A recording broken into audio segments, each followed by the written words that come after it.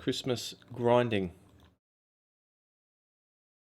Trying to make it happen. Trying to exploit these fish. Hasn't been the best start, but we've got a long road ahead of us. So I'm just pacing myself here with this stream, guys. We've got a chance for a seat top left. It's the Saturday Super Knockout. The $33 buy-in satellite. And top 11 gets seats, it looks like. Yep. And we're 23 or 40, so we're getting there, we're getting there.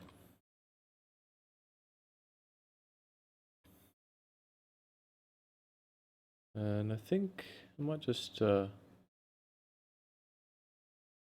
just swap these here. This is the deep stack tournament, bottom middle, and we are deepish in it. 37 to 45, so we're a bit short, but 18 get paid, so and a pretty good spot here. It'd be good if we had just a little bit of a slightly deeper stack, just because it's a little bit less likely that players are going to 3-bet fold against our stack size, because it's fairly short, so they almost sort of commit themselves to the pot.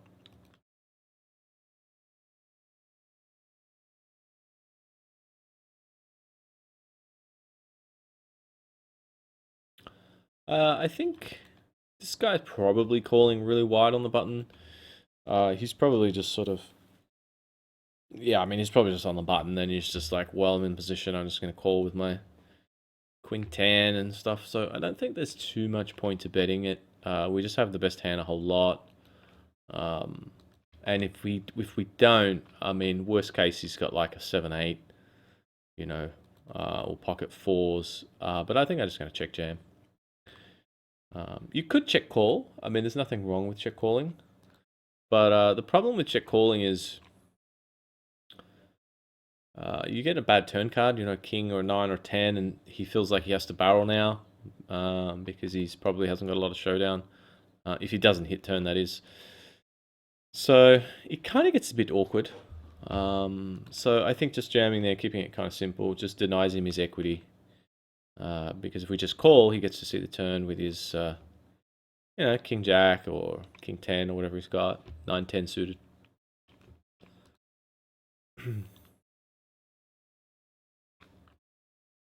Bottom left. Not too much we could have done there, fortunately.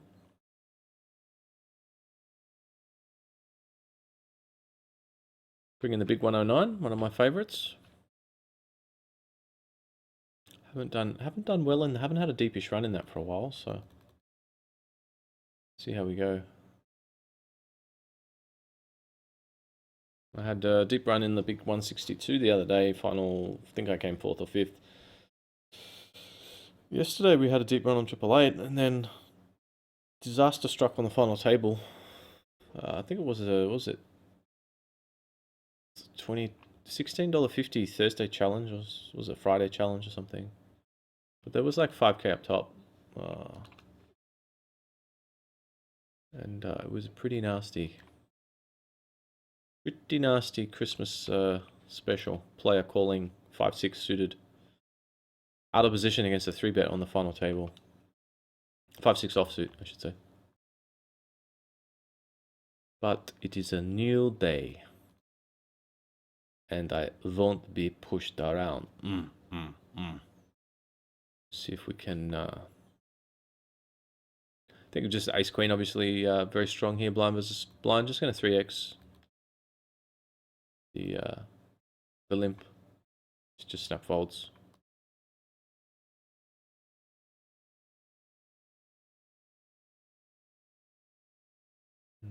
I think I'm going to check raise the a7 off here.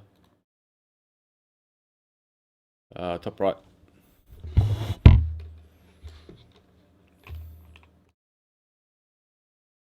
We've got to rebuy up our sleeve. We're not that deep, considering the pot now has got a K in it. And we've only got 2.5k, so seems okay to me just to check raise this. The question is the sizing. I think I'm going to go about that much.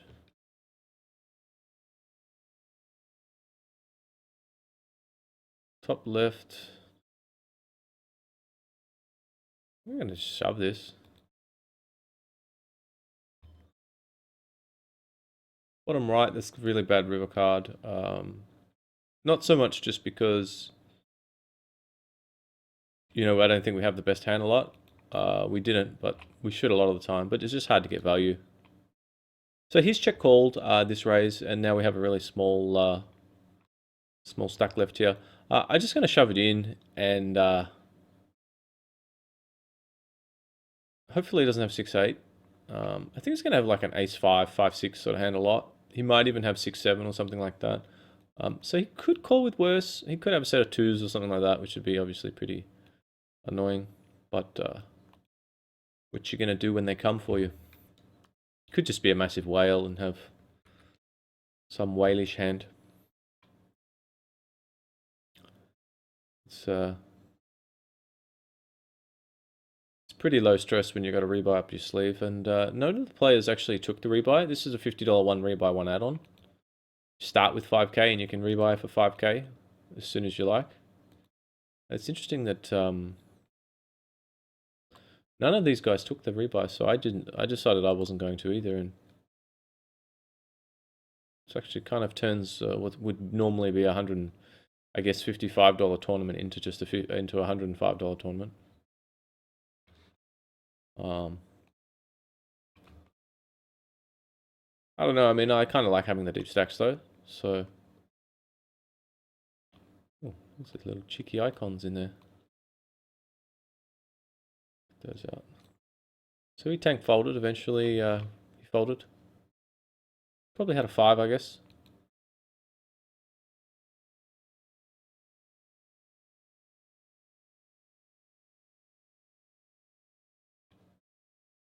Hard to imagine him folding a 7, not jamming flop and folding turn. But you never know.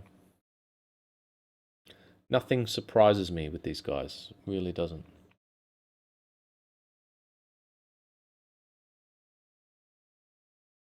So we did bust that satellite top left a moment ago, which is unfortunate. The ace-9 against an ace-king. Yeah, I mean, he's cut off. Small blind sitting out. I don't think there's too much we could have done. Can we 3-bet fold it? Nah.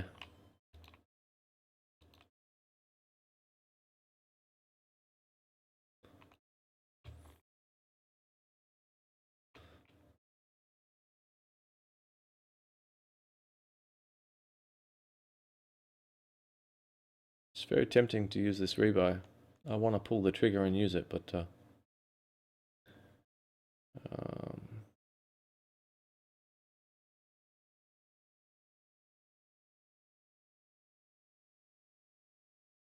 yeah, I mean, not many players have used it. Well, they have on this table here. I think I will actually use it. Bottom middle here, we've got an M of 7-ish effectively jammed here, and I'm just going to fold. Yeah, I think I will use our rebuy.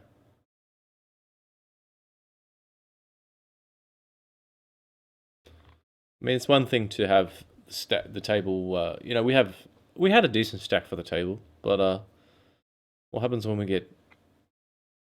You know, I think just doubling up now is kind of, yeah. I don't know. It's a good argument, I think, whether it's profitable or not, but in terms of ROI. We just increased our investment by 33% in this, well, 50%, I guess, since it was normally 100 and we put in another 50 for this tournament. But, you know, the other players have got, there's some other guys that have used their add-on, their rebuy, and I kind of like to be up there with the deep stack and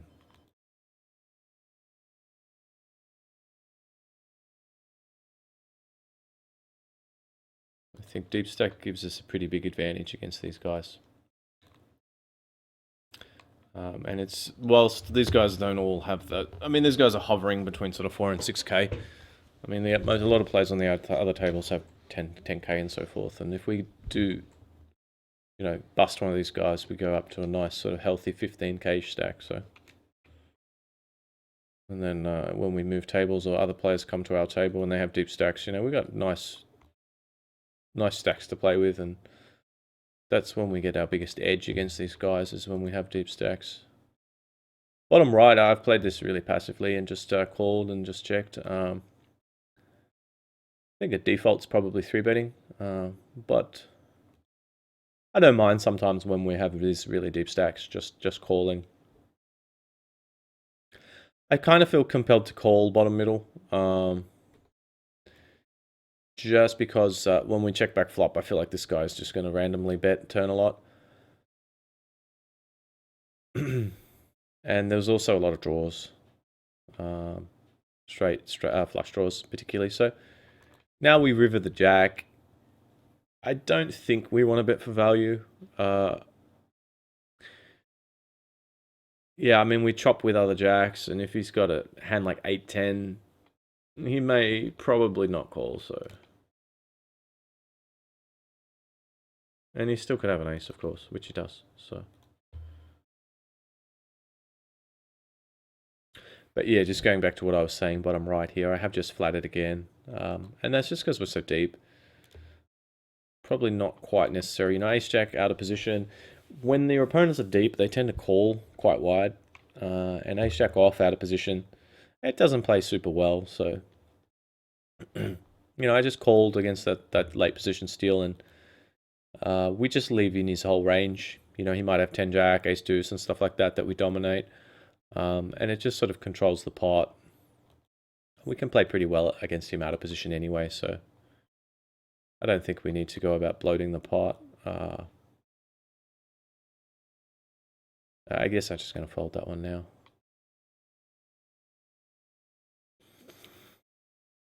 Interesting that the guy with the ace-9 didn't value the river. I guess he was a little bit concerned about the flush.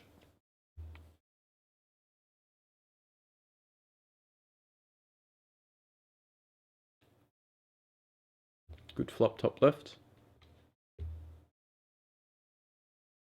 Appears to be good. We can't say until there's a showdown, but it appears to be good.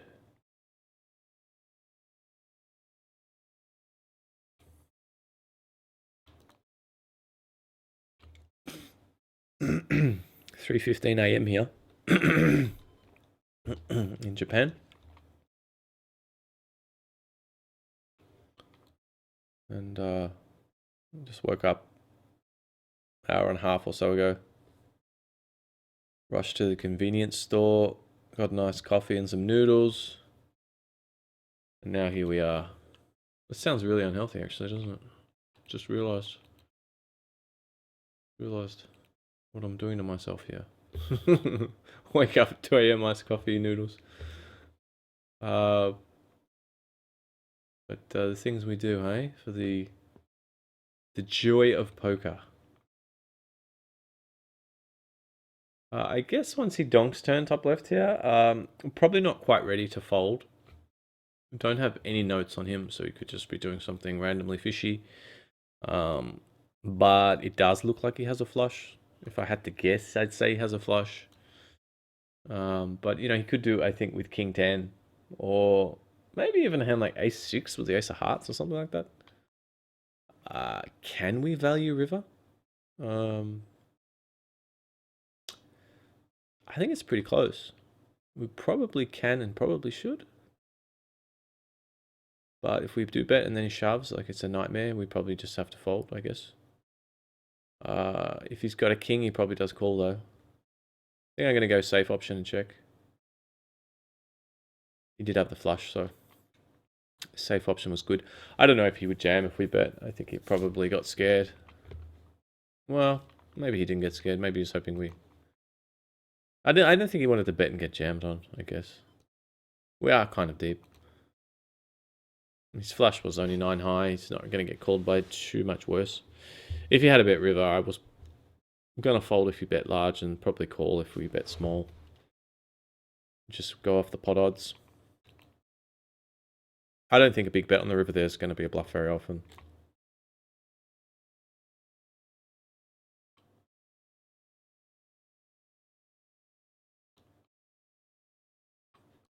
So this is the perils of calling with a6 bottom middle here in this deep stack tournament. I defended because it was against a min raise. And we're getting a good price with the a6 suited here, but I think if we face a bet here against this from this guy, we can actually just fold, to be honest.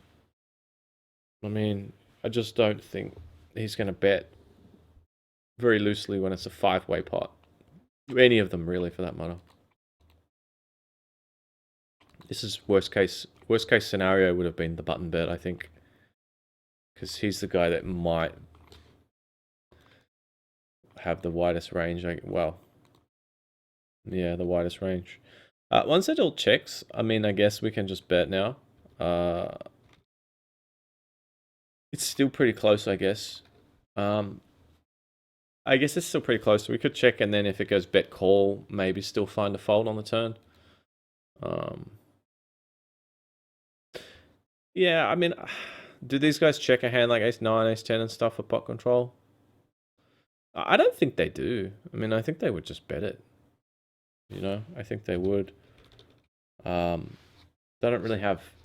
They need to protect their hand, and...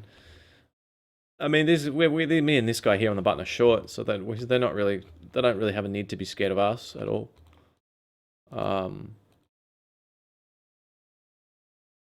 So I would just expect them to bet an ace, but once it goes call like that, the possibilities, I guess, are that this guy here has a hand like Queen 10, maybe. He had double belly. He could have picked up diamonds. He could have a hand like King 9 of diamonds. This guy's range is probably a little bit jack heavy. I think once he calls... Checks flop. He did tank and then check flop and then called turn. So I think this guy's range is pretty jack heavy. Jack queen, king jack.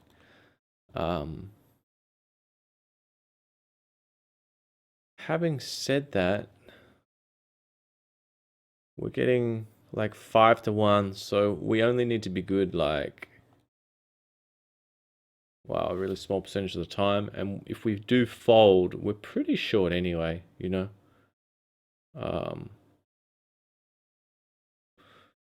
So are we 80% sure we're beat here? I mean, I think I'm right on. I do think sometimes he flips over like, you know, King 10 of diamonds or something. Just thinks I have to bet to win. I guess it's... I mean, depending on his level of fishiness, I guess it's not impossible he has a chop. Well, actually, it's pretty unlikely, because I don't think he would do this with an a6. Yeah. I mean, it looks like a king jack, but I just don't think we can be 80% sure. And even if we fold, I mean, we're only left with M4, 3.5, 4. I know it's not a good excuse to call, is to say, well, if I fold, I'm short, you know, so I might as well call. I mean, I'm not necessarily saying that. But I do think it has some validity here that... Wow, he did have ace-10. So he did check the ace-10. We said it was a possibility, but unlikely, but he did. I'm a little bit surprised he did that on the river with it. Shoved it. So he did have the ace. Yeah, I mean, if we fold there, we have M4. But if we call and he happens to have a weird hand, which I think is going to happen enough at the time,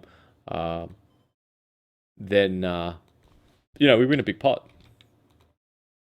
So even though it's not, you know, it's pretty sort of borderline with feeling that we could be beat there. I wasn't really 80% sure. And if we do win that pot, you know, we set ourselves up to make a deepish run. So, or if we fold, we have a fairly tiny stack to work with. So I think the risk is sort of, yeah, I think the reward outweighs the risk that he has us beat there. But it was obviously pretty close. I guess I'm going to bet and then jam against, well, oh, yeah, I guess I'm going to bet and then, well, am I going to bet? Yeah, I think I am going to bet.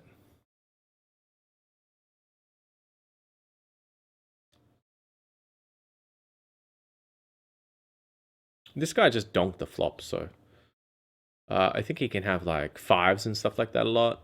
You know, a pair under the king where he's just donking for information. If we bet turn shove river, it makes it really hard for him to call with anything less than a king. And we do have jack queen, which blocks king jack and jack queen, and king queen does block, you know, a few hands. And there's a 10 there as well, so king 10's out as well. I mean, I know he's big blind, so he can have some other kings as well, king 8 suited and stuff. But that donk bet is kind of a fishy donk bet, isn't it? Where they usually have a sort of a weakish hand they're trying to get information with, that you can usually blow them off, which obviously we did with the. I mean, we had some outs, so it was a nice turn card for us to be bluffing, semi bluffing with. And this bottom left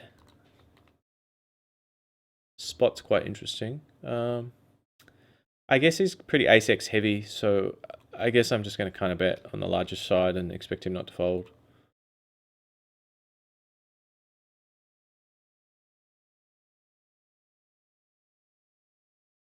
Top right, I think I'm going to put in a small 3-bet here just because our hand is quite strong against a steal here, ace-queen suited. And he just snapped it. I've seen some fast calls in my time, but that's one of the fastest I've seen. I'm just gonna, I think I'm just gonna check.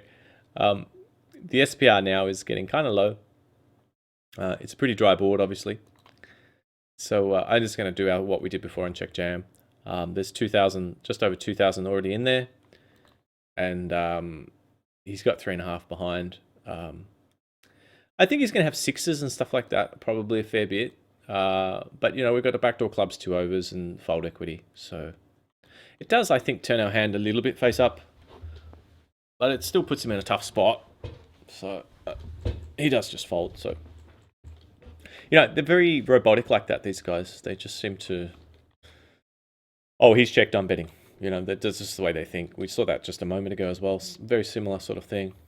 Oh, he checked, I'm betting. Oh, he's all in, I fold. I got nothing. Sort of not really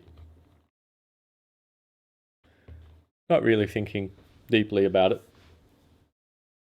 Not really thinking, okay, 3-bet, what does he check on a dry board on the 3-3-7 flop? You know, what does he check? Okay, we probably check ace king, ace queen, ace jack, aces, kings, queens. If we somehow 3-bet light and have ace 3 and flopped trips, we'd probably check, or sevens. So, I mean, we have a really strong checking range, right? We're just not... We're just virtually never just check giving up on 7-3-3, you know? So our checking range is actually probably stronger than our betting range on that board. We could have a flush draw as well that we just want to check jam with. But you know, this guy's just seen a check and says, oh, he's checked, I'm betting. Have to bet to win. That kind of mentality. So I love it. I love to see it.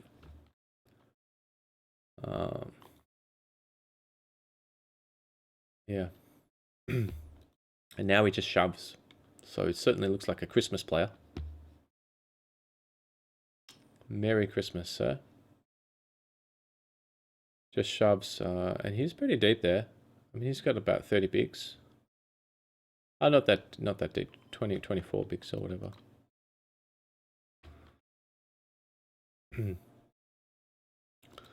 Which is a pity, because we had 10 jack suited, so if he had have just minned, I probably would have just called behind. I want to try and play as many pots as I can against this guy. And I probably should put a little note on him. I'm just going to write seems fishy. I know it. I know that's a very broad note, but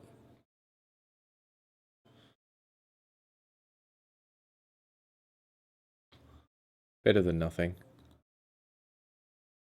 and could come in handy. You know, if we have a tough situation later, and I see a note, this guy's fishy, I'm like, oh well, it's going to help make up our mind. Aces double up. See if we can get a run in one of these satellites. I've played a few of them and busted them all.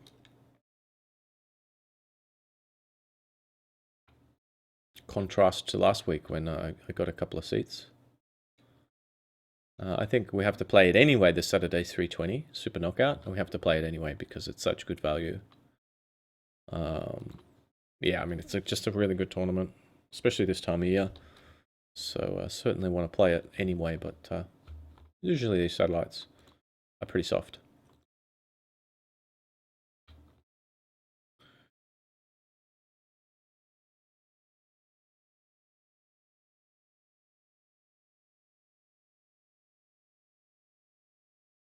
I guess I'm going to bet top left. I mean, he's got an ace. He's probably going to call, but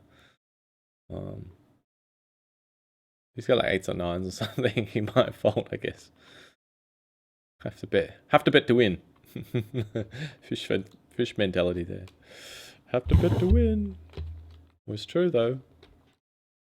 I presume. We had two pair with a six kicker.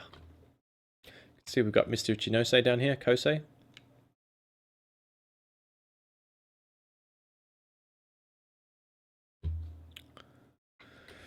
Fellow guy who I run a website with for Japanese poker players.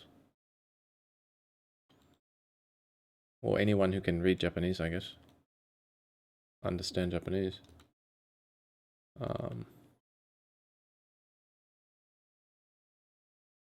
Yeah, top left, I guess, we'll just be betting.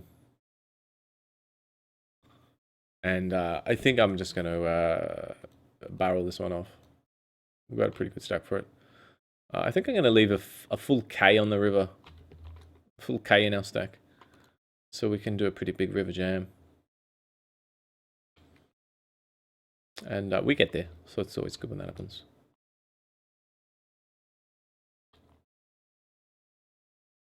I think he's going to call. I think he's got like a straight. No, I didn't think he had a straight. But I like it. So this bottom middle one I did just check and give up the initiative and his bet. So I'm just going to call and just roll around in the grass, pretend to be injured. Oh, my leg, my leg.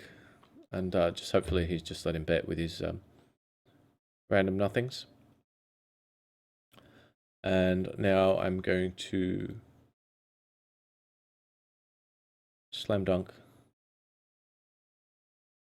I mean, he could have us sometimes, but again, he's on the button and he can have, I think, a whitish range. And we got good fold equity, sometimes the best hand. But not that time. But kind of surprised he just flatted our raise pre-flop. Just a bad flop. Bad flop. I think I'll bring in this monsoon here. Yeah, we're pretty short and flop top pair there with the ace. So, I mean, I don't mind the way we played it. I'll just check. Hopefully he stabs. But he just had the top of his range, I think, just flatting there pre-flop. Unless he's very trappy. Maybe he's just a trappy guy.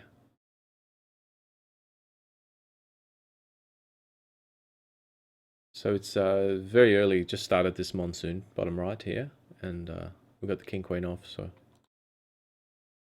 this will be the first hand we play, I think.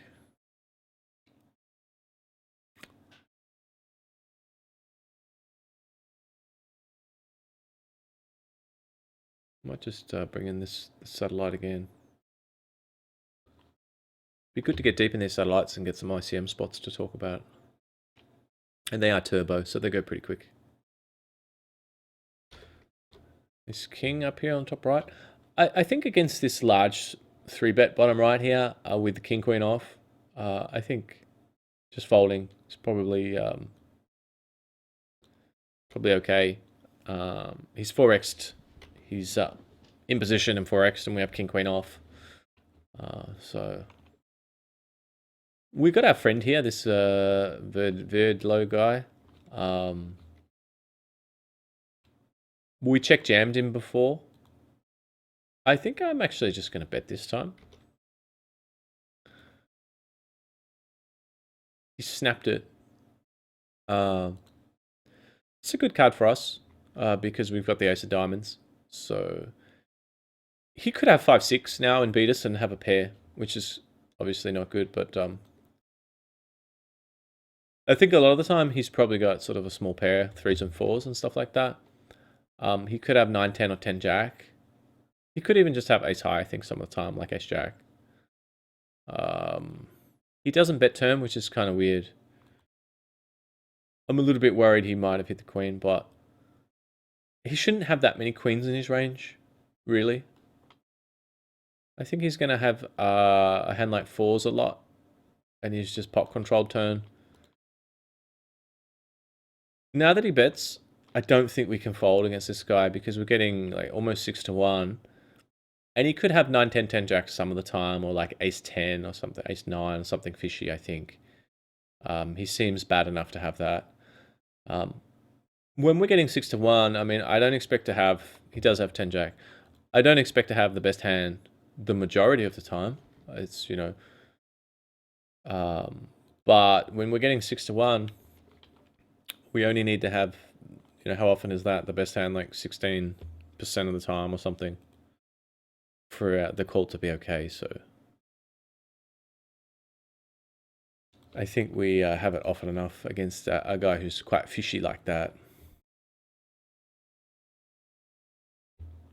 I've got a little bit sidetracked. I got a little bit confused in this hand bottom left. I think we just called behind on the button pre-flop, and then the flop went check-check, turn went check-check, and our river he bet pretty big. So I feel like he's got ace-jack or something like that. Or I guess he could have 2-pair, but I think once we get to the river in the spot, with this hand this strong, like we shouldn't really be folding. He did have an ace. It kind of looked like he had an ace, but I hope that's the way the hand went down anyway. I think it did. I mean the action. Check, check, turn. Check, check, flop, check, check, turn.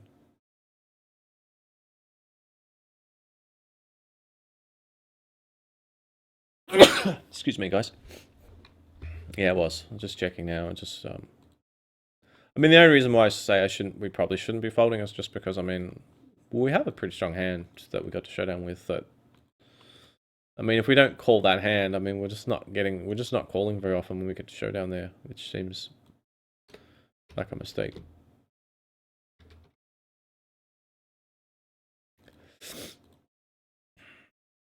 Bottom left, I will bet here for value and protection.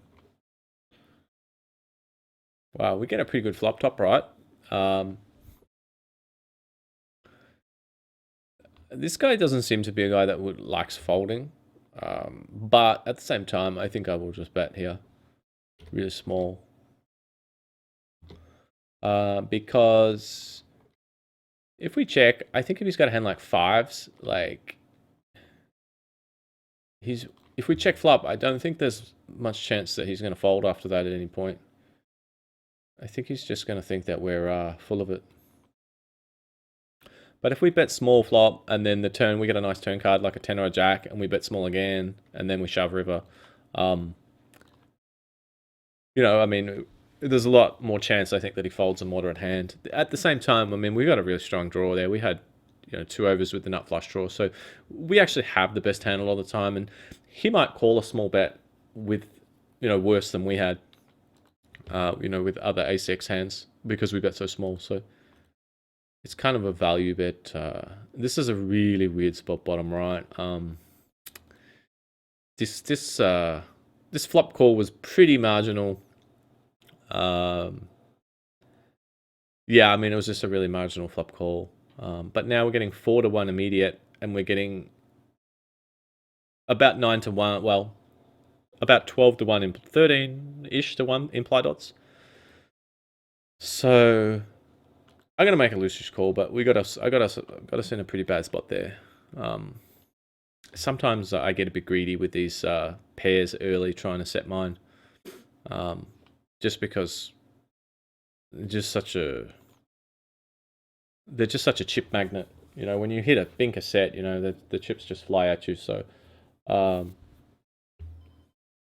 against these guys, these fishy guys, it's just a payday. Anytime you flop a set, it's a double up. So, especially when the SPR gets this like this, this when I say SPR, I'm talking about the stack to pot ratio. There's already a lot of chips in this pot. So, I mean, if we had a flop a set, there seems to be almost no way that we wouldn't get the rest of the money in. You would think, but we didn't, and I'm just going to fold because I think he's got a really strong hand.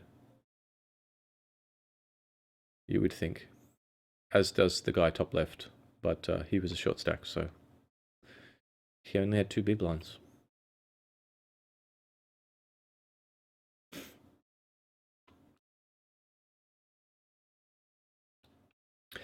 Yeah, I mean it's easy to get a bit carried away with the pairs early. You've got to be careful.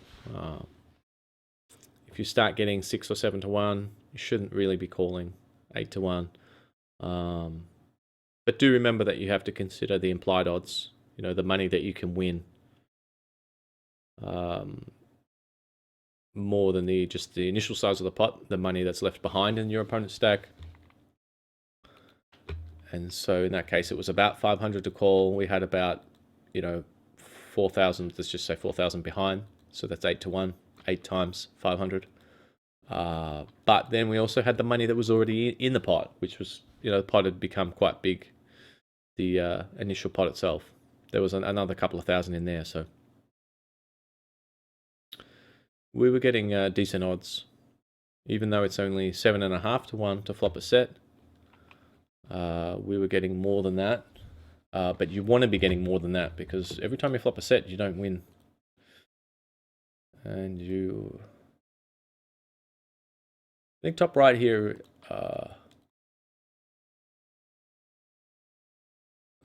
Yeah, I mean, I think I'm just going to bet an amount that will hopefully get worse kings and a jack to call some of the time. He is just in the blind, so could have some jack queens, king tens and stuff. He snap folded. Checking back is definitely okay, but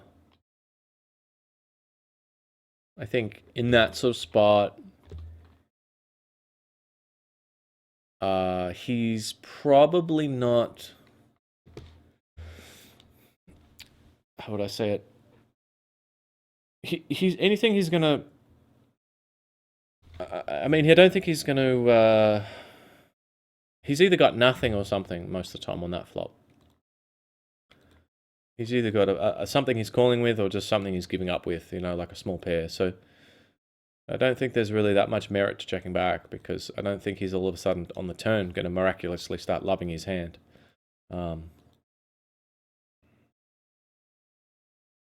If we had aces and the board was, king 2-3 and we check back, now someone with sevens on the turn starts loving their hand, thinking, well, I should have the best hand here now.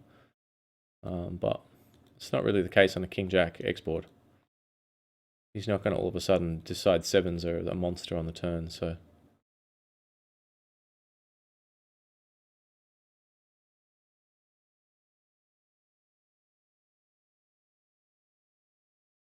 A little bit awkward on the top right here. And top middle, I mean, that's awkward as well, but I think I will just take the free card and river the nuts, which is what I had intended to do. And he bets at us. I feel like we need a bell. I feel like we need a Christmas bell we can start ringing when this happens. I'm just going to push all the beans in. I'm all in. He's got the same hand. I thought he might. Looked like he kind of did. Bet flop, check turn, bet river. Unless he had ace jack or something, but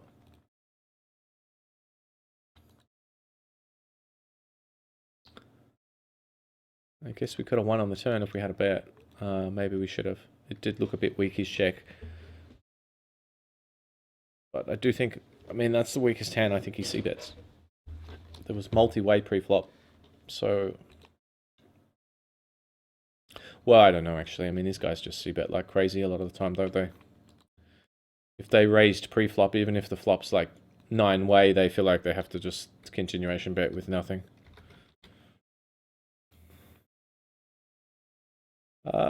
I think I'm going to fold the ace-5 bottom right. I mean,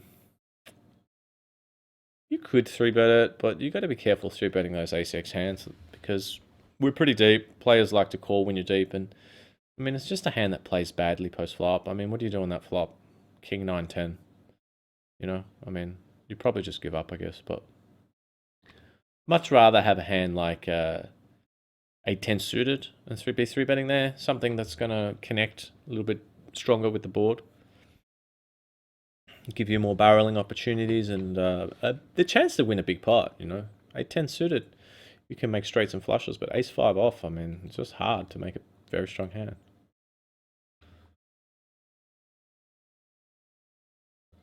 Even and if you do flop an ace, you know, I mean, the only time you get value is probably when you beat, so it's not really value for you anyway.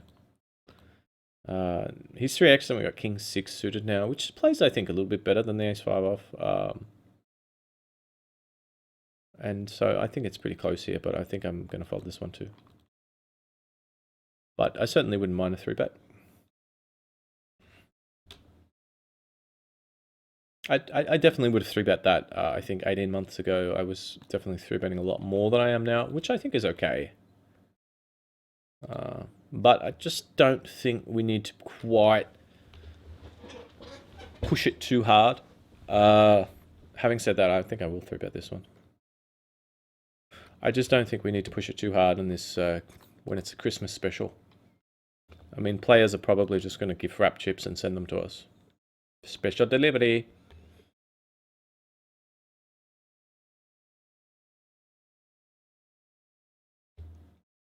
So pretty standard check back here on the ace king on the ace king 9, and pretty good turn card because it obviously reduces the chance that he has an ace. And I'm just going to check back again and river a full house, which is what I plan to do. And he's bet, so I think this guy's name I might recognize, which means he could be a good player. But yeah, I mean, he might have to bet to win, but more than that, I think he could have an ace or a king some of the time, be value betting. But he had queens, so my guess is that he's a fish.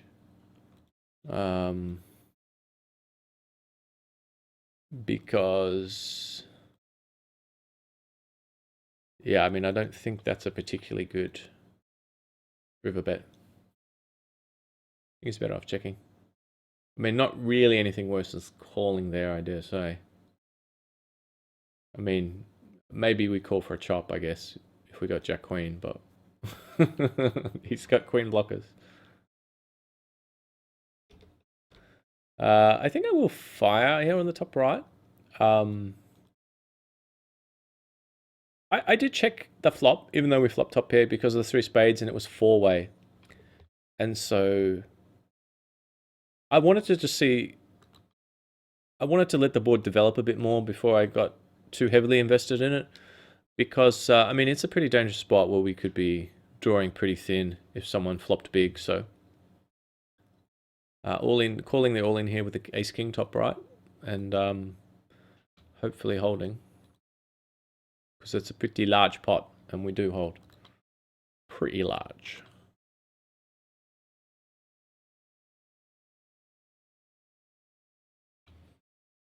Somehow we got there top left, didn't we? I think. Not sure how that happened exactly, but we got there somehow.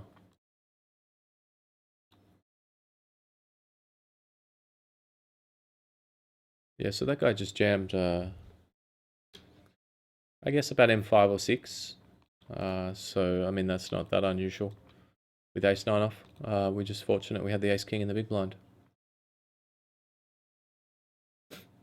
So there's actually more players than I thought there'd be in this. 110 now.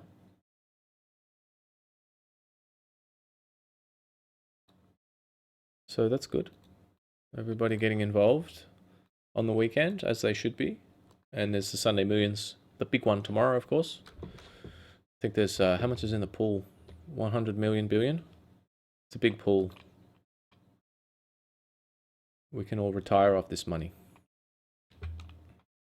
So, well, you probably couldn't, but you could definitely afford some luxury automobiles. I think it's $500,000 for first.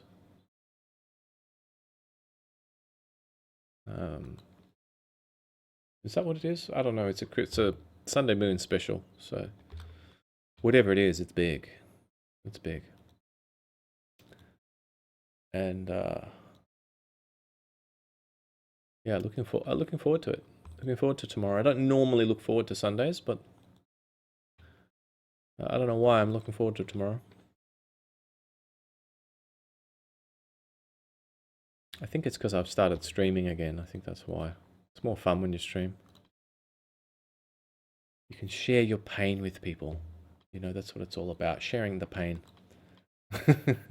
It's, sharing the Sunday pain when you go close and then final table some huge bubble. I mean, bubble some, bubble some huge final table. And when some guy cracks your aces with his king.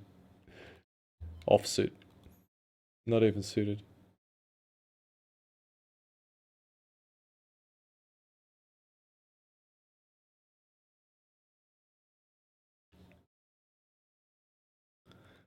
You know, it's so top heavy, the tournaments, that you really need to try and bink a few if you're going to sustain a long and prosperous poker career. But it's not always easy to bink. It's pretty close, top middle. Really close.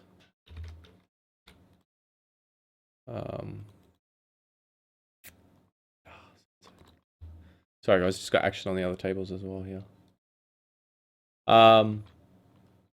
Yeah, I mean Ace Jack, he's jammed about M5 UTG. Yeah, I mean it's really close.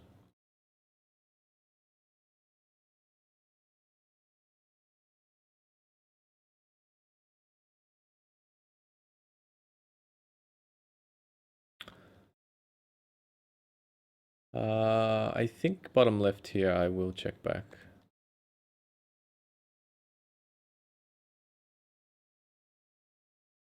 And I think top right, top left. I think I'm gonna actually check top left. Get a bit sneaky.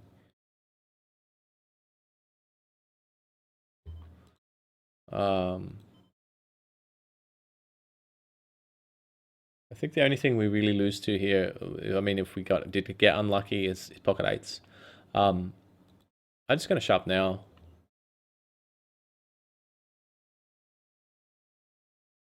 And he folded, so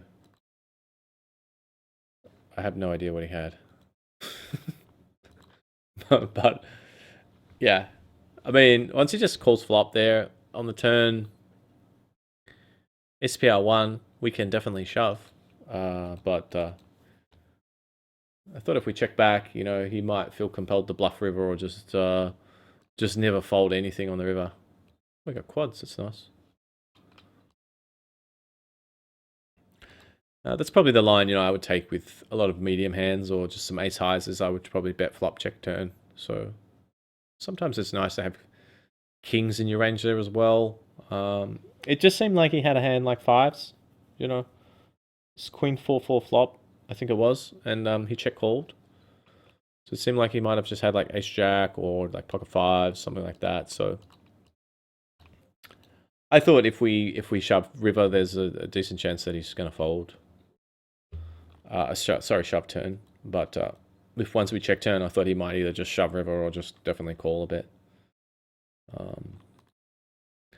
I think I'm just going to raise with these queens here. It's against UTG, 3xing. So you've got to be a little bit careful because he's in early position there. He should have a pretty strong range. But we do have our kind of friend before that we thought was a bit of a fish, the guy with the queens. He's involved as well, so I think it's probably a mistake not to three bet there and build the pot. Having said that, I mean the early position player calls and the fish folded, so it's not really the outcome we wanted. But we get a decent flop. And it's probably a flop that we can't fold on, to be honest, once we bet. And I think we should be betting. Because you can have a lot of jacks, 10s, 9s, 8s, and so forth. So I think now I'm just going to quick check turn and just hope that he thinks that he's got showdown value with 10s, which he obviously would, and just gives us a free look at the river. I think he can have all pairs that make sets and full houses and quads. And I think he can sometimes have a straight, but he probably would have bet that. So I'm just going to check back and hopefully see 9s. He does have 9s. It looked like 9s, and it was 9s. So it's a little bit unfortunate that the turn card came because we probably could have got another street, maybe even 2 streets of value, depending on how the board developed. But once that turn card came, yeah, I mean, it was just a bad board where there was a lot of hands that beat us, and it was just going to be hard to get value from worse. I mean, if we bet the river tiny, he might call with that hand, but yeah, he might not.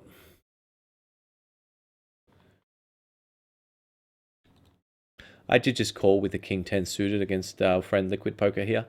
I think that's a hand that could also be 3-bet. But it's a hand that, I don't mind to see a flop with king 10 suited. Especially against this sort of guy who seems to be on the fishy side. I think I prefer just to call with it than 3-bet with it. Because,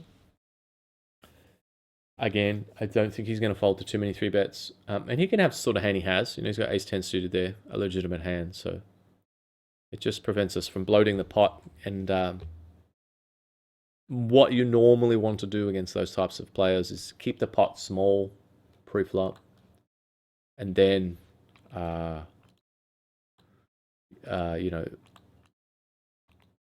once you hit post-flop, build the pot. I mean, that's the general principle, the general, idea against these fishy players is if you build the pot big pre-flop, you want to have a big hand if you're doing it, obviously. If you're not, you're just giving them a chance to hit something and not fold and put you in tricky spots. So you generally want to just try and enter the pot for cheap, hit big, and then extract value, because that's the key thing against these guys is it's very easy to extract value. So you can wait until you're in a strong position before you put yourself at too much risk.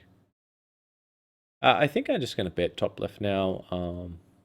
This guy's checked twice, and he obviously just gave up, snap folded the river, and probably doing so because it's break time. I wanted to take his break, and that's what I shall do. So thanks for tuning in thus far, guys. I'm just gonna duck away for a minute, refresh. I'll be right back.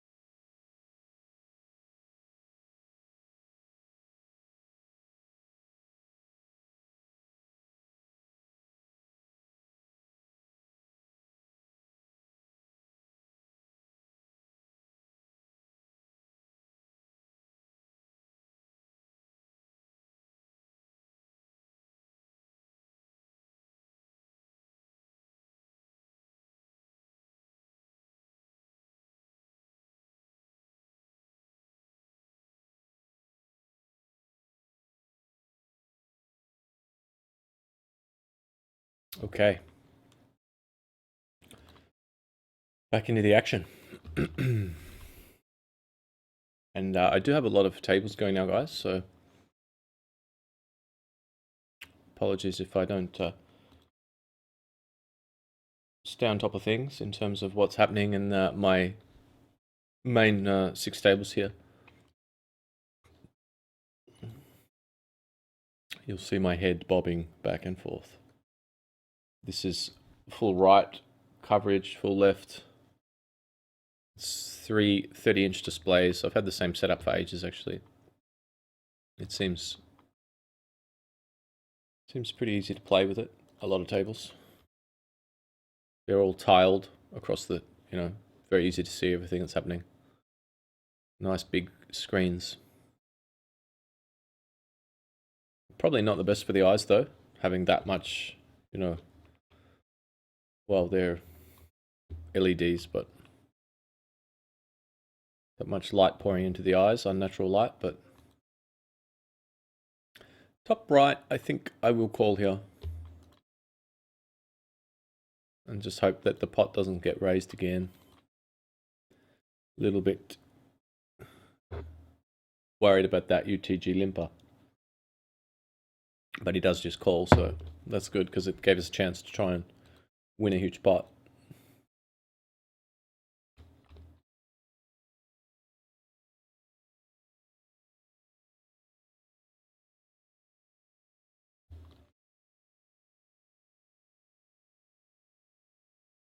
And boy, did it what? Look at that action. Wow, just Queen 9 there, loving life. Got himself a pair and loved it. Went bananas with it.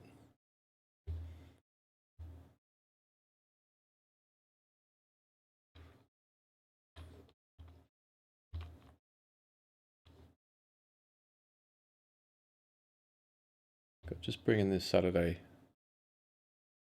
320 because it's always a lot of fun. Every time we knock someone out, we get $150. I think that's what it is, right? See how we go. Claimed a few scalps last week. See if we can do that again.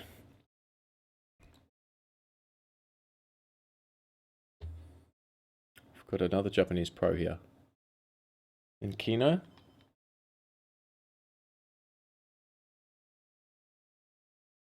He's a good player. Really solid. Smart guy. A lot of natural ability. Good at backgammon and stuff, chess, whatever. Strategy games.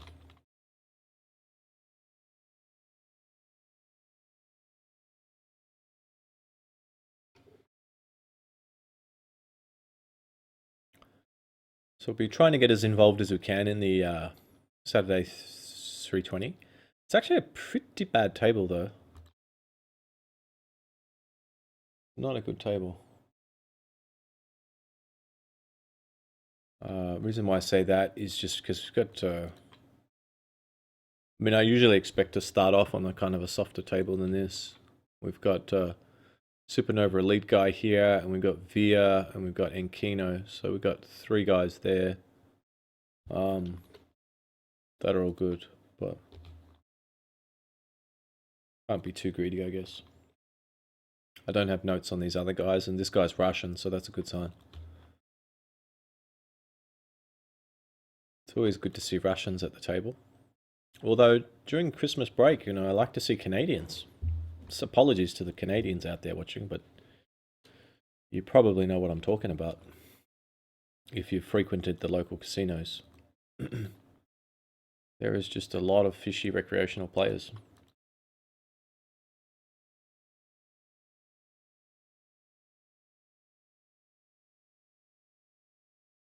I guess top right, we just bet now. We've limped and flopped a gut shot with backdoor flush. We could check call, but it just seems to be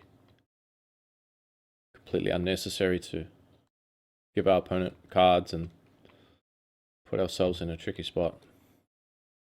But he just folded to the bet, which, you know, limp and stab. It's always a decent strategy, particularly around that stack size where you don't really want to be facing a 3-bet. And you do have a hand that's decent. You know, Queen 8 suited, not a bad hand, heads up, albeit out of position.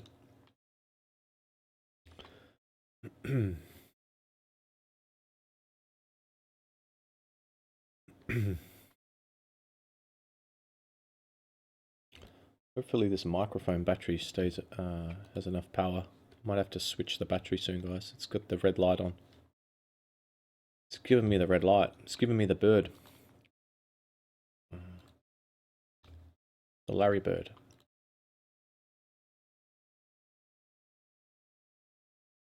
Seems like the blinds have gone up quite quick on the top right. I don't know why. It's just like still 14 of 103, which is good. Stacks just don't seem so deep anymore.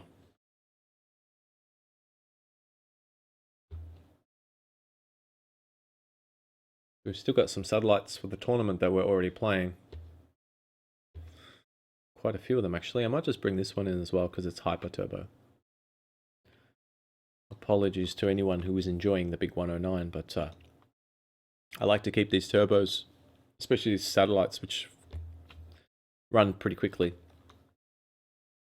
on my main display, just so that I don't miss any hands.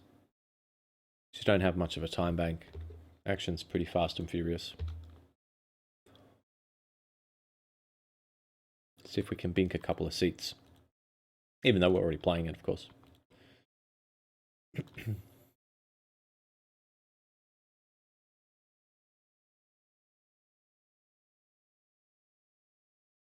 Ace Jack here, and it folds around. It's kind of disappointing. I want to see some action. So the idea is this sort of super knockouts is that you want to go after these bounties early, especially weak players who are going to overplay hands and make a lot of mistakes post. You do want to try and keep yourself with a covering stack, and that can influence your decision as well.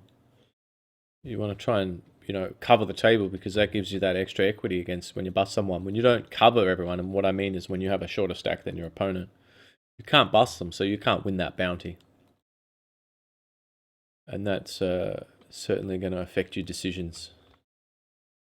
Big 109, we do have aces, so it's just made a cameo performance and come back for see what happens. Looks like it's just going to fold around. I did just shove it. I probably could have 3-bet it, but I can't think of many hands that I would just 3-bet there and not shove if I'm going to play it, so I might as well just shove the aces as well. But I could exploitively decide to, you know, just raise it and hope to get one caller who just hates folding King Jack suited,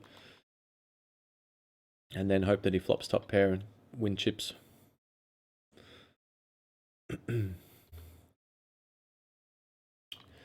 Interesting spot here, bottom middle. I expect Mozilla to c-bet wide and just try and isolate.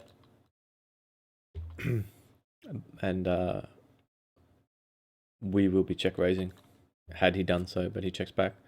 So I think I'm just going to fire turn pretty large here. It's kind of a bit weird that he checked back.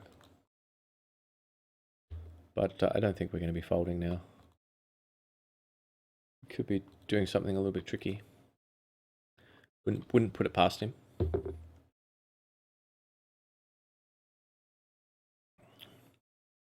Our opponent just binked the turn on us. The all-in player. Mozilla must have had a really weak hand there, I guess. Because I think if he's got ace high, he just bets flop. Tries to isolate. Which is fair enough. I mean, because we are only the big blind.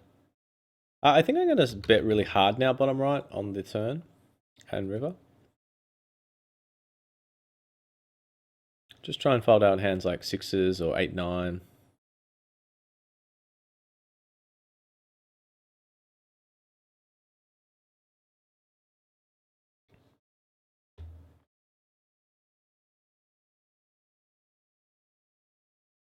I guess I'm just going to isolate this guy. Well, that's pretty close. I guess I will.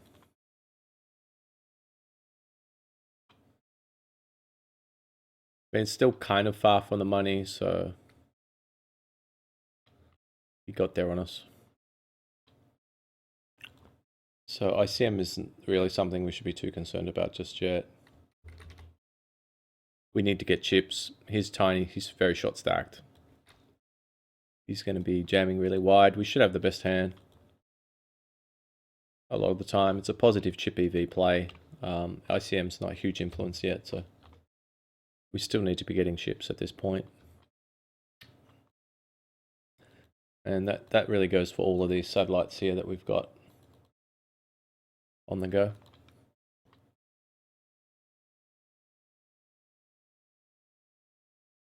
Which includes this last chance hyper, which we're quite short on.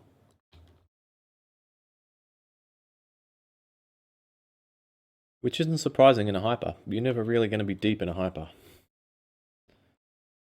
It's a last chance hyper crapshoot for the satellite, for the Saturday knockout 320 buy-in, which is of course this tournament here. And I will jam the ace-3. Just a jam. And Modzilla has ace-7. Let's see if we can get a chop here. Or a heart. Ooh, I could almost smell a heart coming. Could you? I felt like a heart might come there. I really did. I could smell something.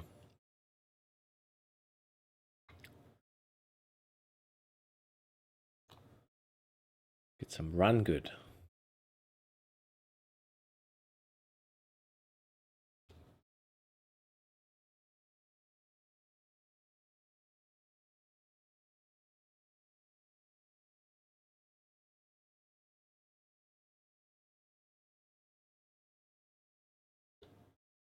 Pocket tens. Open up there. Bottom left is a really tough spot. This guy I've got marked as horrific, so I do think he's capable of raise folding at that stack depth. Having said that, it's pretty uncommon for regs to be raise folding off that stack size, especially with these short stacks behind that are all waiting to jam all in. But he does have ace-5, so see if we can bink a 7. No, but we'll win anyway. I don't mind his play. I mean, I think his play's okay. Just raise and then call off. I mean, not too bad. So we are 5 of 23, but only 6 get paid. So we're still looking to get chips. So in goes the ace-king. If it had been, you know, like 7 left and 6 get paid, it would have been a pretty easy fold. But we are not at the bubble yet. Where is the ace? There's the king ball. King ball. We are now right up there with the chip lead, so that's good.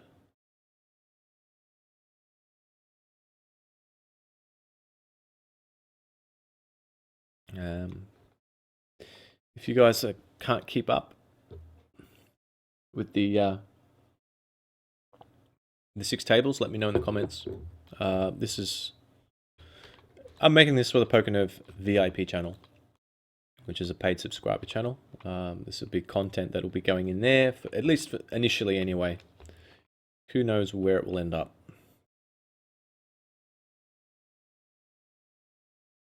Maybe you'll be watching and hopefully enjoying this in years' time on the free PokerNerve channel.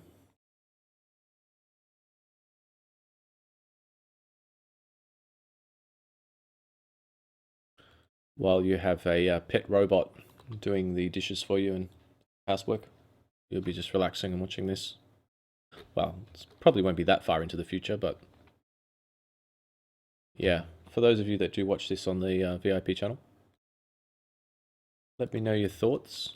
I always love hearing suggestions. And I always love 3-betting. I think the pocket nines there are just a little bit too strong not to be. And I mean, that's a hand that doesn't mind taking it down pre-flop.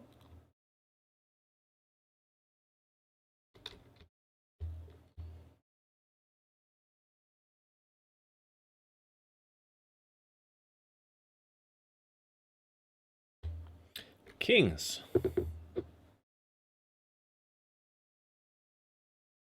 Kings in a short stack. How do we not get paid here?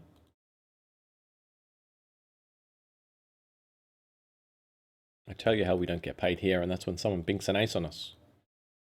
Don't do it. Don't do it. Ah. Well, I mean, that's pretty hard to win that one.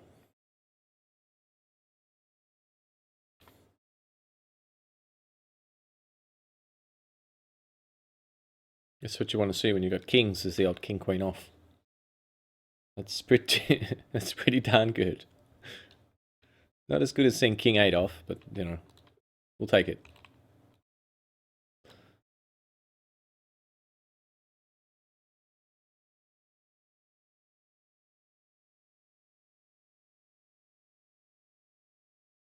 Top left, what do you do?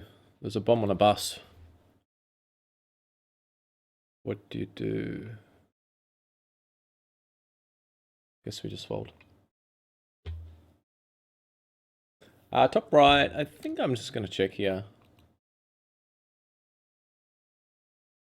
Just give up. I don't like giving up, but you know, we've opened in from UTG. This guy's called from early position. I just think he's got a really strong range, and we've got kind of virtually the bottom of our range. Well, probably the exact bottom. You know, King Jack off. You know, I probably don't open, so we've got the worst hand we're going to have there. If we're c-betting on that board with that hand, it probably means that we are c-betting pretty much 100%. And I just don't think we need to be c-betting 100%. It seems a little bit overly aggressive to me. I think if there's ever a time to check give up, that's probably it. He's got a stronger, he actually, I think in that, I mean, yeah, I mean.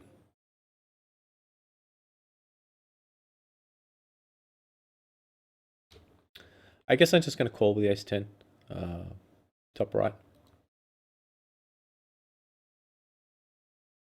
You could probably 3-bet it, but you know, if he then 4-bets, it puts us in a bit of a tricky spot. It is blind versus blind though, so we expect ranges to be a little bit wide. Decent flop, I guess, up and down. King will give us the nuts, as long as it's not a spade. He fires.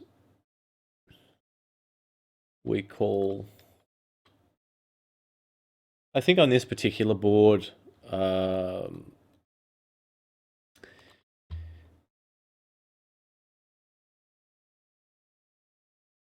I mean, it's interesting. I mean, we could go.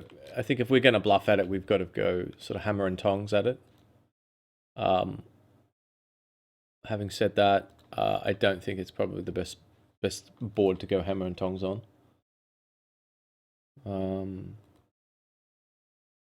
I just think he has too many combos that can, yeah, that can take some heat on that sort of board.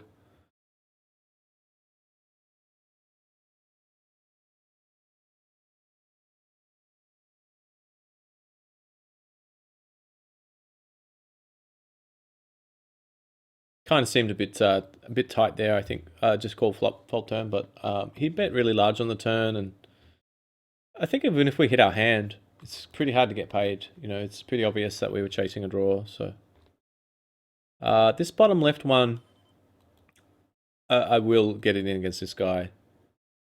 We're 3 of 16, so it's getting to the point where we can start to slow down because we're coming third and we have a decent stack, but not quite. We're not quite there yet.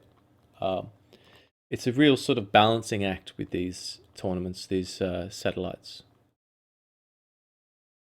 It's a bit of a balancing act.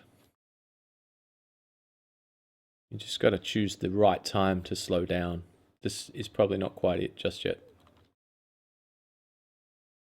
If we slow down now, the problem is we won't quite. I mean, we'll be getting ourselves into a tricky spot and have to be jamming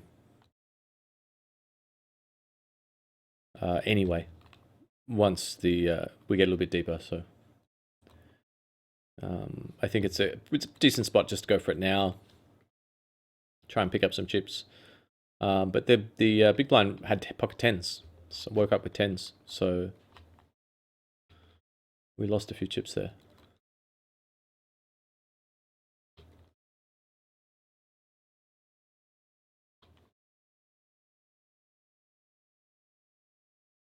Just open that that window there. The 7 of 15. Oh, he's just binked on us, hasn't he? Just got us with the flush there.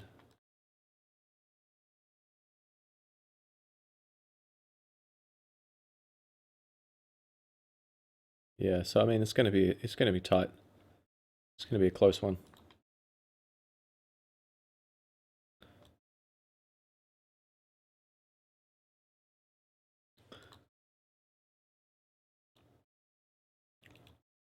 Eight of 14, 6 seats. Yeah, this is kind of close where we could almost jam that. Yeah. Not quite.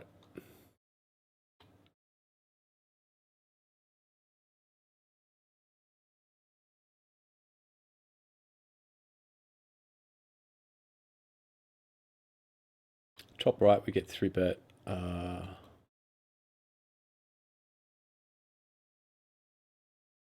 Yeah, I mean, it really does look like he's just 3-betting us. I think I'm going to 4-bet this one, and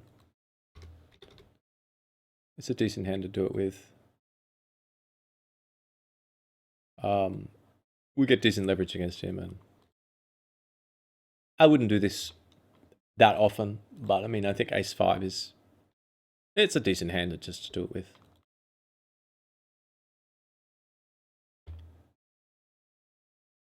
He does 5-bet shove on us, so he's telling us he's got the real deal hand. His 3-bet was kind of large pre, which, I mean, you can read it either way. You know, he made it a fair bit over 2,000, so. Well, not a fair bit, but I mean, he made it like 2120 or something, so. Yeah, we probably didn't have to go quite that large, I think. It's probably slightly overkill. But, you know, I do expect players to be 3-betting pretty wide on the button. And sometimes when they size up, they do it to get more fold equity. But they don't usually size up with like ace queen because they don't mind if you call with ace 10, ace jack and stuff because they got you dominated. They don't usually size up. You know, they usually bet 3-bet to a more sort of 2.5-ish, just under. Whereas that was over 2.5x our open. So I thought he might have been doing that just to get a little bit more fold equity with a weaker hand. And I do expect players to be 3-betting pretty wide on the button. So having said that, you know, we probably don't need to be 4-betting quite so large. It was probably slightly too big. Just because, you know, we lose more the times he jams on us as he did.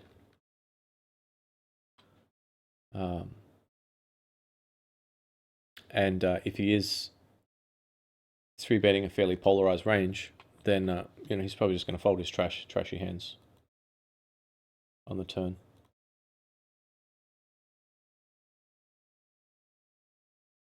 I'm pretty close to 3-betting bottom right. I'm just trying to make up my mind what I want to do. I think I just fold it.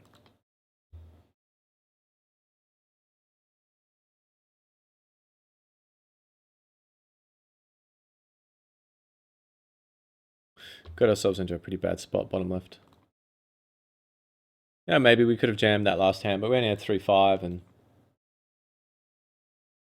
we'd kind of be banking on the fact that the we'd just be banking on the fact that the big blind feels he doesn't really need to play any hands to get a seat, and hope that he folds. which is possible. But yeah,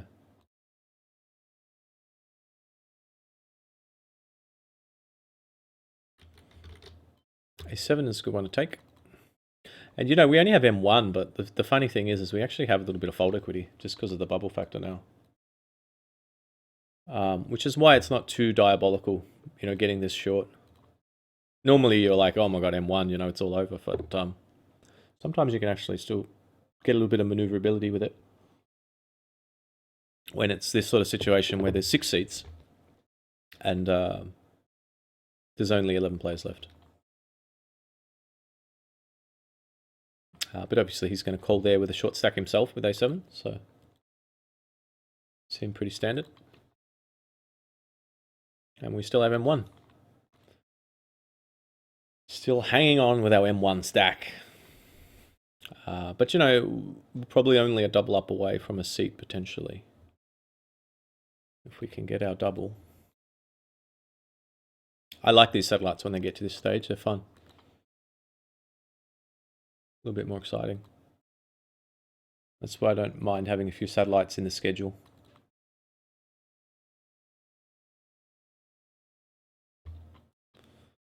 Just to mix things up a bit. Probably could have done something top right there. I guess. I think King 5 suited here. I will take this. The problem is that we can't fold next hand in the big blind. We would have to play it because we were getting too big a pot odds. Once we get 15, half of our stack invested. So rather than just take any 2 cards next hand, I decided to take this one now with the King 5 suited. A little tiny bit of fold equity and a decent hand. But we do get called by this guy with the Ace-2, so we're going to have to hit something. It doesn't happen for us. A little bit surprised he called with that hand. Yeah, I don't know if that's good or not. I'll have to digest it more.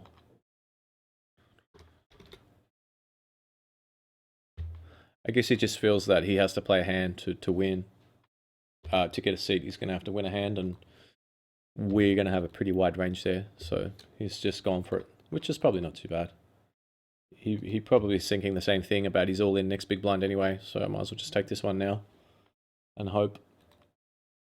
But I think Ace-2 is probably pushing it though. I think it's a bit loose. I think sort of an Ace-5 or Ace-7-ish plus, something like that maybe would be better. When there's this sort of ICM situation. And there is other short stacks there, so it's not like he was, he was desperate, but other people are in the same boat, so it's probably a bit loose. I'm just kind of surprised. I wouldn't normally be surprised, but I see that guy a lot. I think he's a regular, so when I see a regular do something like that, I want to just take a moment to think about it. And just try and think about his logic, and maybe it's the correct move, because I'm just wondering, because I would have folded them myself with Ace-2, so it just sort of makes me think, if another reg is calling in that spot, maybe I should be calling. It makes me want to think about it a bit more. But I'm sure it's a pretty close spot. We'd just have to run it in ICMizer. Be pretty easy to set up and to check it, but that would be something we could do at another time. Since I've got a lot of tables beeping at me here. So what I will do now is just bring in the, well, I think I'll bring the big 109 back.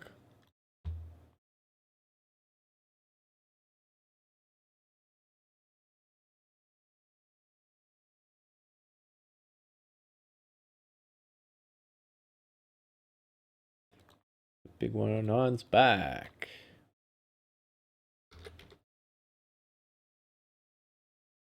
And we have kings in the super knockout. Nice. Nice.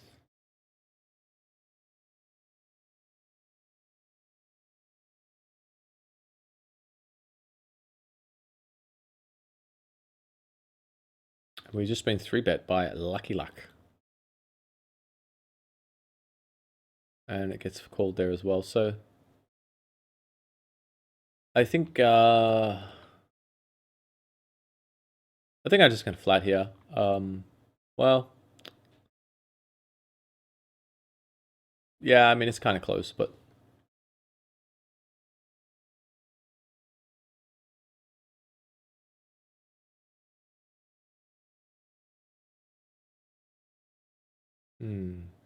small 3-bet from Lucky Luck.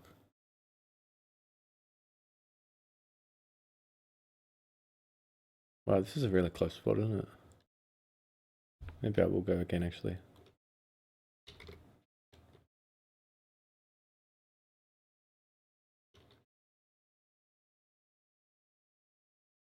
I just don't want to run into aces and get busted, that's all. It's been happening a bit lately in these larger buy-in tournaments, early stage.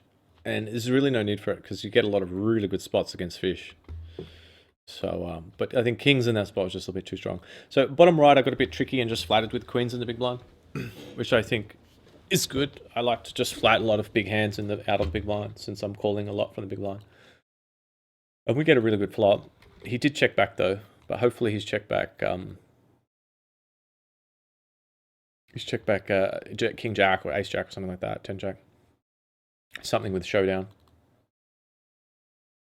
But he just folds, and they just folded when we flopped top set, bottom top. Not the bottom top, top middle, bottom top.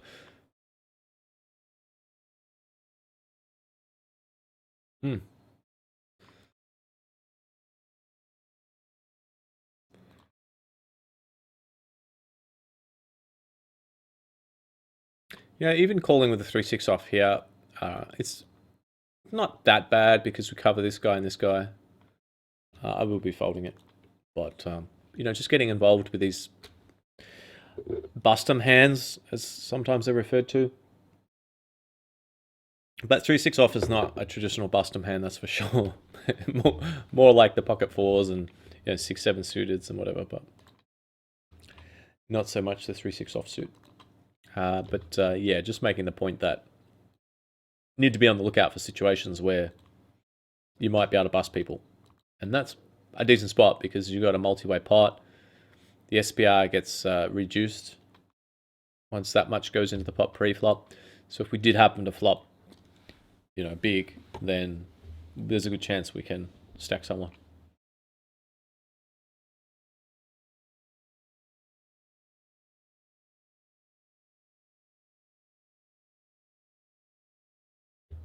Just keeping up here. Just keeping up. There's a lot going on. So top right now, we find ourselves with about M11. Bottom left, I think I will just throw a c-bet out there and just pray. Close my eyes and pray. We do have the gutser, so that's good.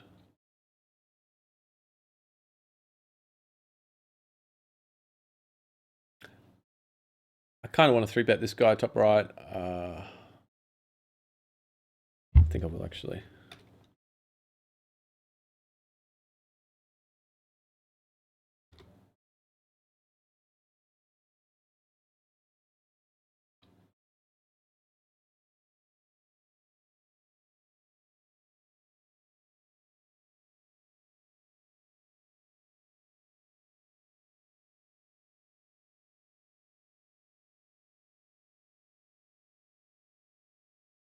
It's not too bad a spot. I mean, you don't often get, the ideal perfect spot. Doesn't always come along, so sometimes you just got to go for it with spots like this. The other thing is too is if he does just call us out of position there, I mean, a hand can flop equity, can flop some good, hit some flops pretty hard, and give us a chance to play with some aggression post flop.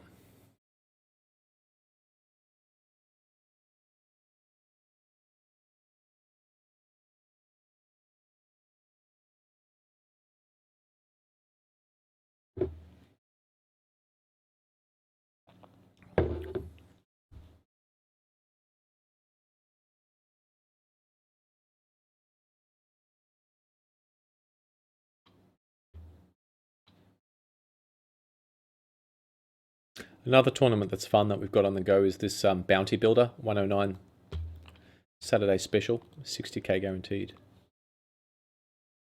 And might bring that in soon.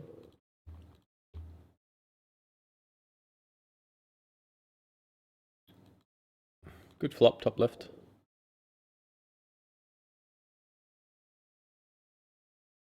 He did check it, so I don't think there's too much point to just checking back. I would probably bet a lot there when he just checks to us. So I might as well bet there with a strong hand. It's possible that he's gone into check call mode with a hand like jacks or something. We might be able to get a little bit of value. But our hand was quite strong. We didn't really mind giving away free cards. So checking back's not a bad option. Yeah, I think it's pretty close. But if I'm not sure, normally I just bet. If I'm not sure what option I want to take, if I think it's pretty close, I normally just bet. You can't win tournaments with checks. At least, I never have checked my way to a victory.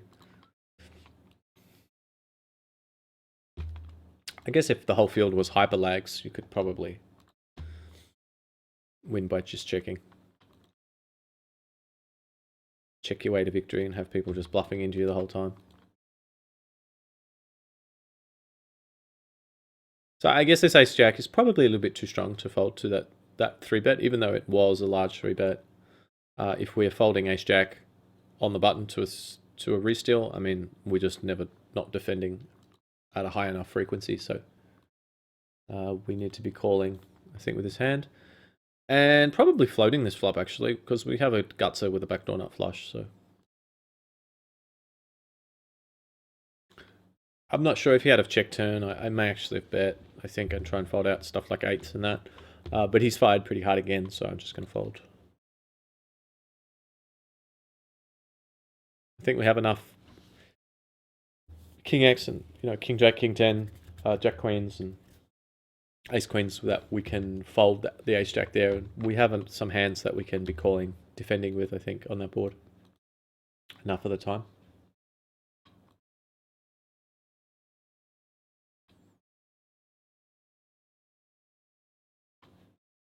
Just gone a bit cold in here, guys. I might have to turn the heater on in a minute. Hopefully it's not too rattly, too noisy. Kind of rattles a bit. I do have the main heater on. Just because it's -5 outside, so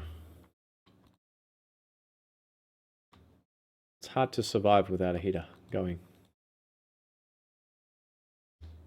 I'm all about video quality, but not at the expense of life. That would have to be one hell of a video.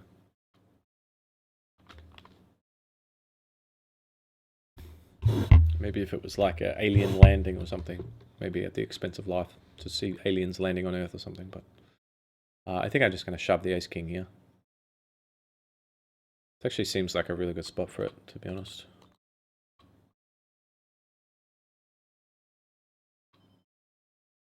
Just because we've got around M8, so, we're not exactly sitting pretty. And, there's a fair bit already in the pot. And now we pick up that pot and go back up to M10, so that's good. The ace-8 suited top middle, I think in a super knockout, this is a decent hand to be calling with, because we get a chance to bust people. Especially a Russian. Let's be honest, that was the main reason I called, was because the Russian raised. I saw the Russian, I saw ace-8 suited, and I was like, yes, baby, come on. Flop us a flush. But it wasn't to be.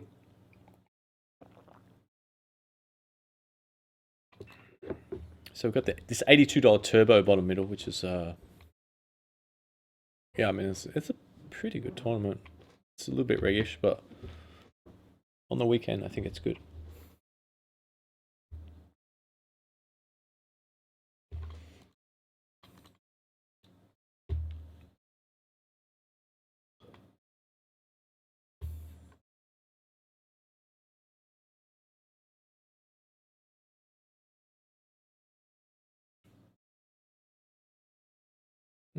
Sitting out. Kind of a loose defend, top left, I guess. Bottom left as well is a little bit loose, just because the guy's kind of short, so I don't think he's going to be raising too wide.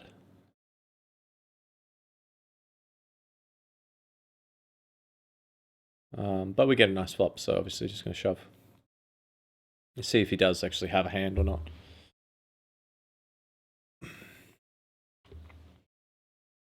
It's interesting that he's tanking. Maybe he actually did have like a... Is king? I mean, players don't usually raise off that stack, steal off that stack size generally. They usually jam or fold. So for him just to be raising... I mean, he's marked in red, so he's probably just a bit of a fish, but... And I do see players... I mean, I do see... You know, yeah, he had 10s, so I mean, it kind of looked like he had... I mean, generally I think he's got a legit hand there when he raises off that stack size.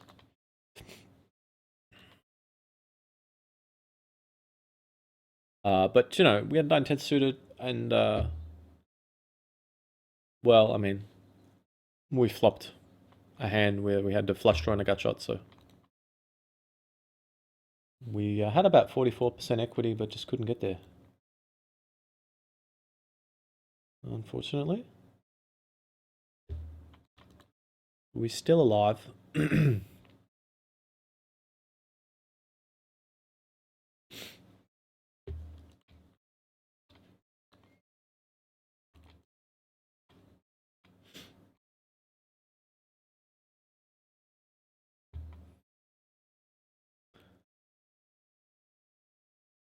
And Kino in the top middle here, going bounty hunting against the Russians.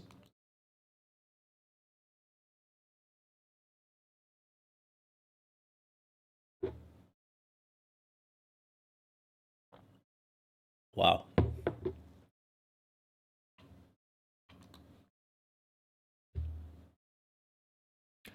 I don't know how wide Enkino would be squeezing there against a couple of Russians.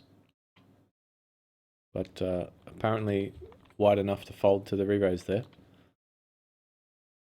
He might have had ace-9, I think. I think he had ace-9. This is sort of a weakish hand out of position. And doesn't really flop that well. And he's got a steal and a call from a couple of probably loosish guys. It's a good spot to squeeze.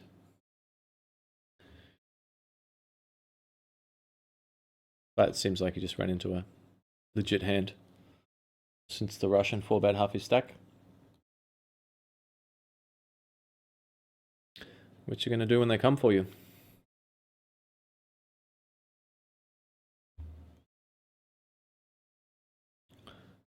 Pocket 10s, M8ish. So I think just shove here is the play.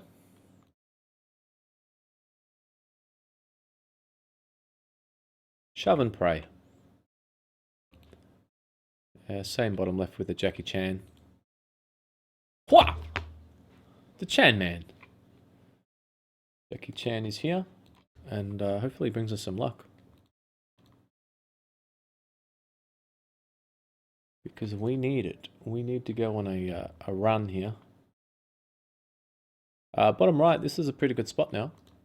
It's just flat the UTG limper. I think that you can 3-bet or just sometimes get a little bit tricky with this hand. I opted to get a little bit tricky with it.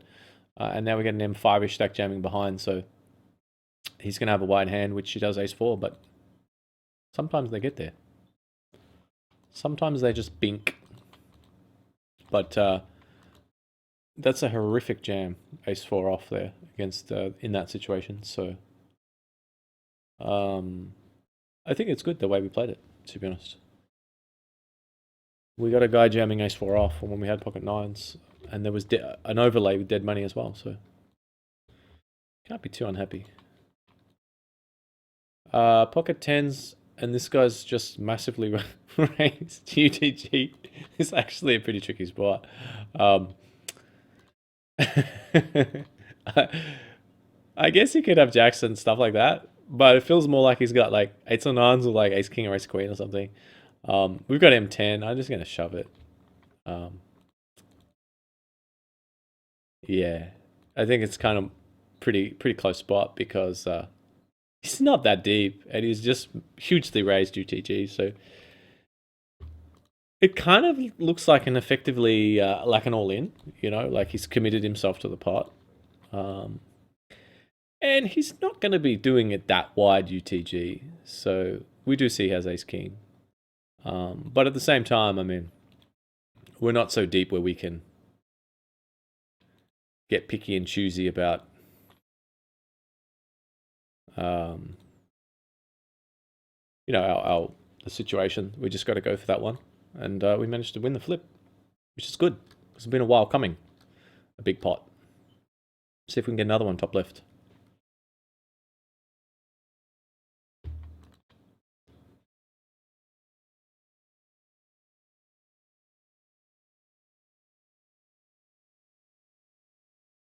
Wow, that's pretty loose Jack Queen.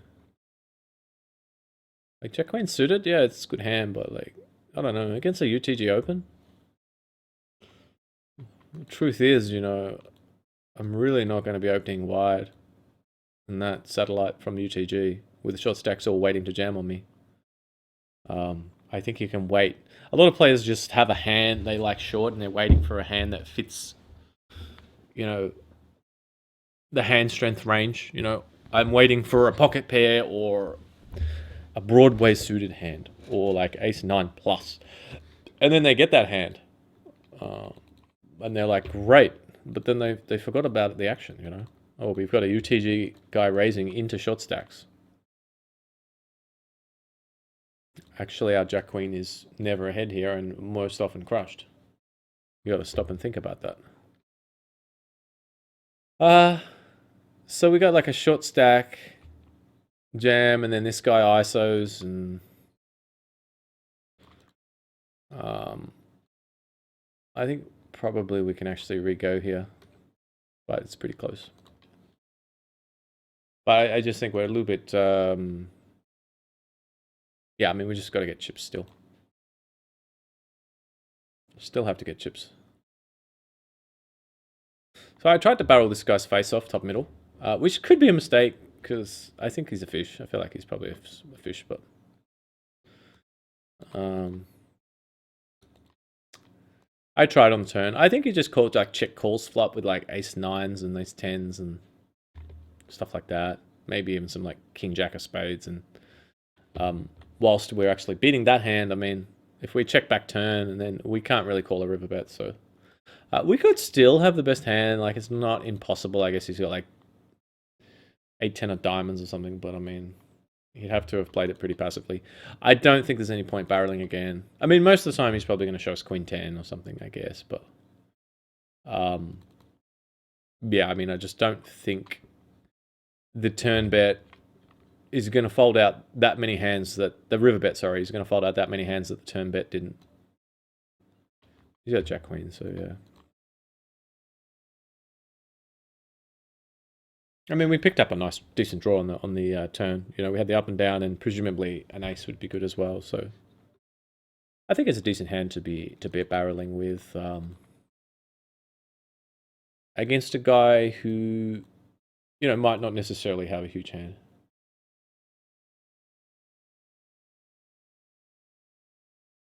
But he had a hand that I think was fairly high up in his range. And unfortunately, we just got busted in a couple of tournaments here. Somehow we got to showdown with this ace jack, and I think we can actually bet it and get some value.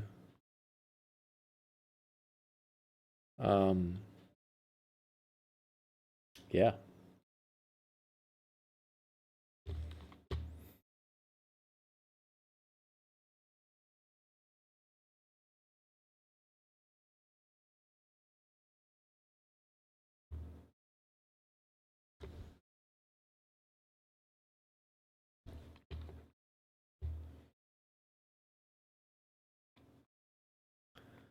It's kind of been surviving.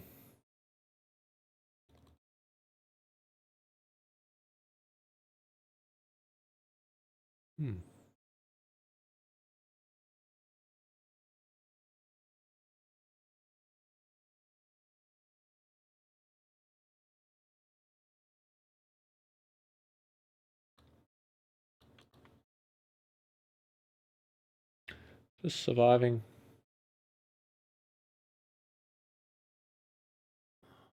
19 of 70, top right. UK up top.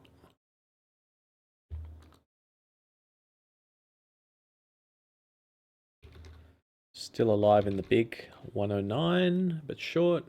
Looks pretty promising here, top left. 2 of 55, 18 seats. Is that right? That's a lot of seats. 18 seats it is.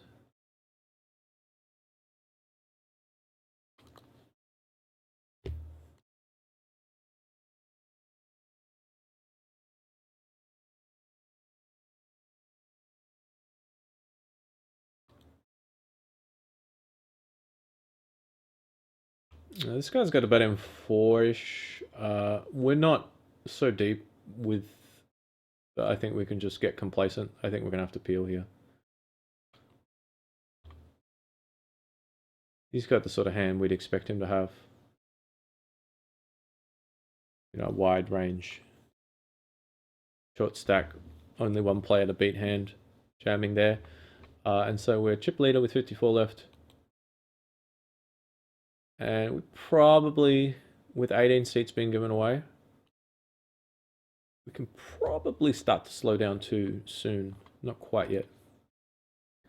Maybe if there was about 35 or 40 left, I'd start to slow down a bit if we were chip leader.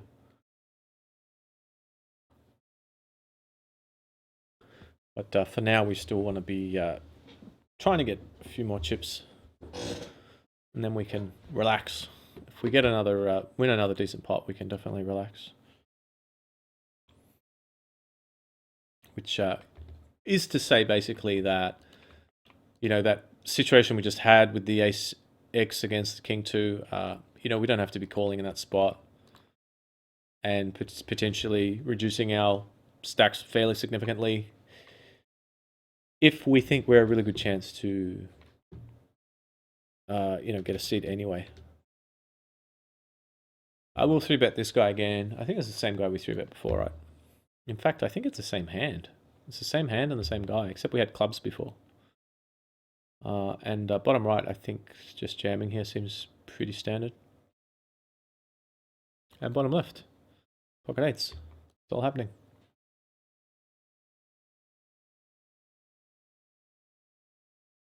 I presume this is the same guy as before, top right, isn't it? This time he does call, and I mean, we get a... This is why these suited connector hands aren't too bad to play this way. We get a pretty good flop. So we just want to think about this power now. If we bet 6 and he calls, there'll be 24,000 in on the turn, and we'll have 24,000 left. So what I'm going to do is bet just under that to give us a nice pot-sized bet on the turn. And obviously if he jams, we're calling. If he does jam, worst hand to see, I guess, would be something like, you know, ace-jack suited. Ace-jack of hearts, you know, stuff like that. But, I mean, it's a pretty dry board. He's just going to have king-jack and stuff like that a lot. He just folds, so that's good. And it's break time, guys. So I think what I'll do is just stop the stream and make this a part 1. And, yeah. And then come back with part 2 in a bit. So thanks for tuning in. This has been acesupforpokernerve.com. I'll see you again soon.